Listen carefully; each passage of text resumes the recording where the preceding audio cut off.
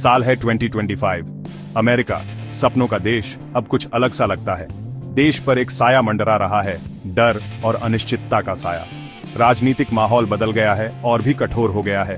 बिना कागजों वाले प्रवासियों के लिए नई नीतियां एक लंबा काला साया डालती हैं। हवा में फुसफुसाहट है छापे की, निकाले जाने की, परिवारों के बिखरने की। रेडियो पर कड़े इमिग्रेशन लॉज की बातें हो रही हैं। मेरा दिल जोरों से धड़क रहा है, जैसे मेरी पसलियों के खिलाफ कोई ढोल बज रहा हो। सिलिकॉन वैली में सॉफ्टवेयर इंजीनियर अपना अमेरिकन ड्रीम जी रहा हूं, लेकिन ये ख्वाब रेत के टीले पर बना है, एक एक्सपायर्ड वीजा की जमीन पर। राजीव पटेल की रीढ़ में एक सिहरन दौड़ गई जब उसने खबर सुनी। मैं अपनी बेटी छोटी सी प्रिया को और कसकर पकड़ लेती हूँ। वो हंसती है और मेरे नेकलेस से खेलती है, मेरे डर से बेखबर। मैं 2 नौकरियां करती हूँ, उसके लिए एक बेहतर जिंदगी के लिए, गरीबी और परंपराओं से मुक्त जिंदगी के लिए। लेकिन अब वो सपना पहले से कहीं ज्यादा दूर लगता है। निशा, एक सिंगल मदर, प्रिया की मासूम आंखों में अपना अनिश्चित भविष्य देखती है।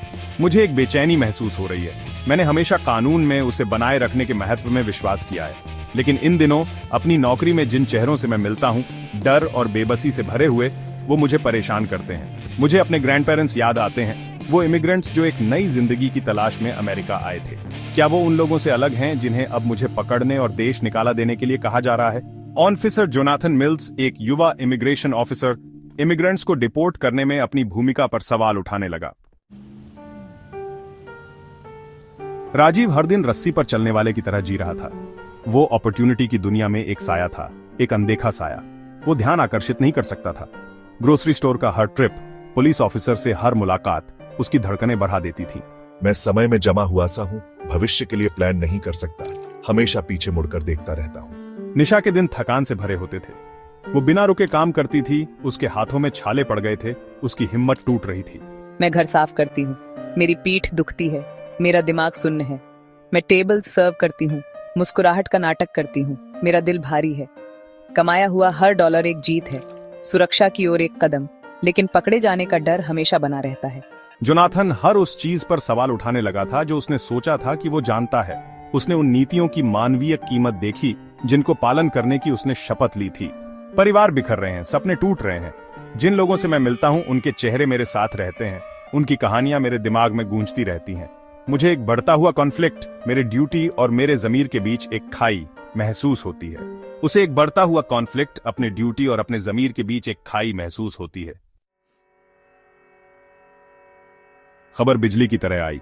नई नीति की घोषणा हुई। किसी ने भी इतनी कठोर नीति की कल्पना नहीं की थी। देश भर के इमिग्रेंट कम्युनिटीज में डर और घबराहट की लहर दौड़ गई। छापे बढ़ गए और ज्यादा और बेरहम। जाल सिकुड़ रहा था। मुझे एक ठंडा डर अपनी गिरफ्त में लेता हुआ महसूस होता है। मुझे पता है, मैं उधार के समय पर जी रहा हूं। मेरे कॉलीग्स के चेहरे, जो कभी दोस्ताना और स्वागत करने वाले थे, अब शक से भरे लगते हैं। मेरी केयरफुली बनाई हुई जिंदगी की दीवारें सिकुड़ रही हैं। मैं फंस गया हूं, एक सुनहरे पिंजरे में बंद पंछी। राजीव को एक ठंडा डर अपनी गिरफ्त में लेता हुआ महसूस हुआ। वो जानता था कि वो उधार के समय पर जी रहा है। मेरी केयरफुली बनाई जिंदगी त्याग और मेहनत पर बनी टूट रही है। डर मेरा साथी बन गया है। मैं प्रिया को पार्क ले जाना बंद कर देती हूँ, देखे जाने के डर से। दरवाजे पर हर दस्तक पर मैं चौंक जाती हूँ, मेरा दिल जोर से धड़कता है। निशा की केयरफुली बनाई जिंदगी टूटने लगी। डर उसका साथी बन गया। मैं बीच में फंस गया हूँ। कानून का पालन करने की मेरी ड्यूटी और जिन लोगों को पकड़ने का काम मुझे सौंपा गया है, उनके प्रति मेरी बढ़ती सिंपैथी के बीच मैं नई नीति की मानवीय कीमत देखता हूं। बच्चों की आंखों में निराशा, बिखरते परिवारों का दर्द। मैं लाचारी महसूस करता हूं। जोनाथन बीच में फंस गया। कानून का पालन करने के अपने ड्यूटी और जिन लोगों को पकड़ने का काम उसे सौंपा गया है, उनके प्रति अपनी बढ़ती सिंपैथी के बीच। अमेरिका में अपने नागरिकों की दुर्दशा की खबर भारत पहुंची। अपने नागरिकों और मीडिया के दबाव का सामना करते हुए भारत सरकार अब चुप नहीं रह सकती थी। ये मुद्दा हेडलाइंस पर छा गया। बहस और विरोध प्रदर्शन शुरू हो गए। बिना कागजों वाले प्रवासियों की दुर्दशा राष्ट्रीय चिंता का विषय बन गई। हमें अपने अमेरिकन काउंटरपार्ट्स के साथ बातचीत करनी चाहिए। उनसे नई नीति पर पुनर्विचार करने का आग्रह करना चाहिए। हमें अमेरिकन सोसाइटी में भारतीय प्रवासियों के योगदान, उनकी कड़ी मेहनत और उनके समर्पण पर जोर देना चाहिए। जनता के विरोध से प्रेरित होकर भारतीय अधिकारियों ने डिप्लोमैटिक प्रयास शुरू किए। उन्होंने अपने अमेरिकन काउंटर पार्ट्स के साथ बातचीत की, उनसे नई नीति पर पुनर्विचार करने का आग्रह किया। दुनिया भर में भारतीय डायस्पोरा एक ताकतवर फोर्स है। हमें समर्थन में एकजुट होना चाहिए, विरोध प्रदर्शन आयोजित करने चाहिए, अपने प्रतिनिधियों को पत्र लिखने चाहिए और अपने प्लेटफॉर्म्स का उपयोग अवेयरनेस फैलाने के लिए करना चाहिए।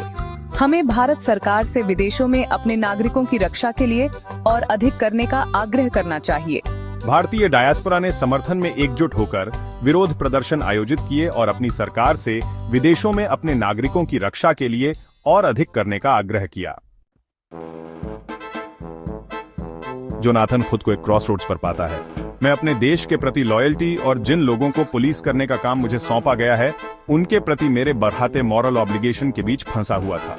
उसने इमिग्रेशन क्राइसिस का ह्यूमन फेस देखा, उम्मीदें और सपने जो नई नीतियों के बोझ तले दब रहे थे। मैं अपनी नौकरी के स्वभाव पर ही सवाल उठाने लगा। क्या मैं कानून का पालन कर रहा था या परिवारों को तोड़ रहा था? क्या मैं अपने देश की रक्षा कर रहा था या अन्याय कर रहा था? उसका आंतरिक संघर्ष तेज हो गया, जो पूरे देश में चल रही बड़ी बहस को दर्शाता था। भारत सरकार ने अपनी कॉम्प्लेक्स चैलेंजेस का सामना किया। हालांकि हम विदेशों में अपने नागरिकों की रक्षा करने की जिम्मेदारी महसूस करते थे, हम इलीगल इमिग्रेशन को बढ़ावा देने से भी सावधान थे। वे इस सवाल से जूझ रहे थे कि अपने नागरिकों के कार्यों को माफ किए बिना उनका सबसे अच्छा समर्थन कैसे किया जाए। डर और अनिश्चितता के बीच उम्मीद की किरणें दिखाई देने लगीं। दया और न्याय में विश्वास से प्रेरित होकर ग्रासरूट्स ऑर्गेनाइजेशंस बिना कागजों वाले प्रवासियों का समर्थन करने के लिए एकजुट हुए। वकीलों ने प्रो बोनो सेवाएं दी, लीगल सलाह दी और नागरिकता के रास्ते तलाशे। चर्च और कम्युनिटी सेंटर्स ने अपने दरवाजे खोले, अंधेरे में सुरक्षा और उम्मीद की किरण दी। स्वयंसेवकों ने बिना थके काम किया, जरूरतमंदों को खाना, आश्रय और सुनने के लिए कान दिए। एकता और दया की भावना मुश्किलों के बावजूद चमक उठी। मैंने अपना जीवन सामाजिक न्याय के लिए लड़ने के लिए समर्पित किया है और मैं अब पीछे हटने वाली नहीं हूँ। हमें रैलियां आयोजित करनी चाहिए, राजनेताओं की लॉबिंग करनी चाहिए और अपनी आवाज का इस्तेमाल बिना कागजों वाले प्रवासियों की कहानियों को जोरदार बनाने के लिए करना चाहिए। डॉक्टर मीरा आनंद इमिग्रेंट राइट्स के लिए एक जोशीली एडवोकेट, उम्मीद की किरण बन गई। उन्होंने रैलियां आयोजित की, राजनेताओं की लॉबिंग की और अपनी आवाज का इस्तेमाल बिना कागजों वाले प्रवासियों की कहानियों को जोरदार बनाने के लिए किया। कार्रवाई करने के लिए बढ़ते दबाव में भारत सरकार ने दो तरफा दृष्टिकोण प्रस्तावित किया। सबसे पहले उन्होंने अमेरिकी सरकार से उन बिना कागजों वाले भारतीय प्रवासियों के लिए लीगलाइजेशन का रास्ता बनाने पर विचार करने का आग्रह किया, जो काफी समय से अमेरिका में रह रहे थे और काम कर रहे थे। दूसरा, उन्होंने भारत में आर्थिक अवसर पैदा करने की योजनाओं की घोषणा की, अपने नागरिकों को वापस आने और अपने देश के लिए योगदान देने के लिए प्रोत्साहित किया। उन्होंने वापस आने वालों के लिए रीइंटीग्रेशन की प्रक्रिया को सुव्यवस्थित करने का वादा किया, उन्हें अपनी जिंदगी फिर से बनाने में मदद करने का वादा किया। हम अमेरिकी सरकार से उन नागरिकों के लिए लीगलाइजेशन का रास्ता बनाने पर विचार करने का आग्रह करते हैं जो काफी समय से अमेरिका में रह रहे हैं और काम कर रहे हैं। इसके अलावा हम भारत में आर्थिक अवसर पैदा कर रहे हैं और वापस आने वालों के लिए रीइंटीग्रेशन की प्रक्रिया को सुव्यवस्थित करेंगे। अमेरिकी सरकार, human rights groups, international organisations और यहां तक कि अपनी ही पार्टी के कुछ सदस्यों के बढ़ते दबाव का सामना करते हुए अपने रुख को नरम करने लगी। उन्होंने अमेरिकी अर्थव्यवस्था और जीवन शैली में प्रवासियों के योगदान को स्वीकार किया। साल 2025 राजीव, निशा, जोनाथन और अनगिनत अन्य लोगों के जीवन में एक टर्निंग पॉइंट था। महीनों की बातचीत और जनता के दबाव के बाद अमेरिकी सरकार ने कुछ बिना कागजों वाले प्रवासियों के लिए लीगलाइजेशन का रास्ता प्रदान करने वाले एक प्रोग्राम की घोषणा की, जिनमें वे लोग भी शामिल थे जो बचपन में आए थे और जिनका कोई क्रिमिनल रिकॉर्ड नहीं था। इस घोषणा का स्वागत राहत और उल्लास के मिश्रण के साथ किया गया। कुछ के लिए यह एक सपने के सच होने जैसा था, बिना डरे अपनी जिंदगी जीने का मौका। दूसरों के लिए यह एक खट्टी मीठी जीत थी, उनके द्वारा सह ली गई लंबी और कठिन यात्रा की याद दिलाने वाली। महीनों अनिश्चितता में जीने के बाद मैं आखिरकार राहत की सांस ले सकता हूँ। मैं प्रोग्राम के लिए योग्य हूँ। मैं आखिरकार भविष्य के लिए योजना बना सकता हूँ, इस विश्वास के साथ कि मैं अब उधार के समय पर नहीं जी रहा हूँ। मैं आखिरकार अमेरिका को अपना घर कह सकता हूँ। राजीव ने महीनों अनिश्चितता में जीने के बाद आखिरकार राहत की सांस ली। वह प्रोग्राम के लिए योग्य था। वह आखिरकार भविष्य के लिए योजना बना सकता था, इस विश्वास के साथ कि वह अब उधार के समय पर नहीं जी रहा है। वह आखिरकार अमेरिका को अपना घर कह सकता था। हालांकि निशा को एक दिल तोड़ने वाले फैसले का सामना करना पड़ा। वह भी प्रोग्राम के लिए योग्य थी, लेकिन प्रिया को ऐसे देश में पालने का विचार जहां उसे लगातार अपनी बेटी की सुरक्षा का डर रहता था, उसे बेचैन करता था। वह अपने परिवार, अपनी संस्कृति, अपने देश के आराम के लिए तरस रही थी। मैं प्रोग्राम के लिए योग्य हूँ, लेकिन मुझे यहाँ प्रिया को पालने के विचार से बेचैनी होती है। मैं अपने परिवार, अपनी संस्कृति, अपने देश के आराम के लिए तरस रही हूँ। जोनाथन ने इमिग्रेशन की जटिलताओं से जूझते हुए देश को देखा। उसे एहसास हुआ कि कोई आसान जवाब नहीं है, कोई सरल समाधान नहीं है। मुझे एहसास हुआ है कि कोई आसान जवाब नहीं है, कोई सरल समाधान नहीं है। मैं एक इमिग्रेशन ऑफिसर के रूप में बना रहूंगा, लेकिन मेरा नजरिया बदल गया है। मैं सिंपैथी और दया के साथ अपनी नौकरी करने के लिए दृढ़ हूं। 2025 की घटनाओं ने इमिग्रेशन नीतियों की मानवीय कीमत की एक जोरदार याद दिलाई। उन्होंने मानव आत्मा के साहस, उम्मीद की अटूट शक्ति और सभी के लिए न्याय और समानता के लिए लड़ने के महत्व पर प्रकाश डाला।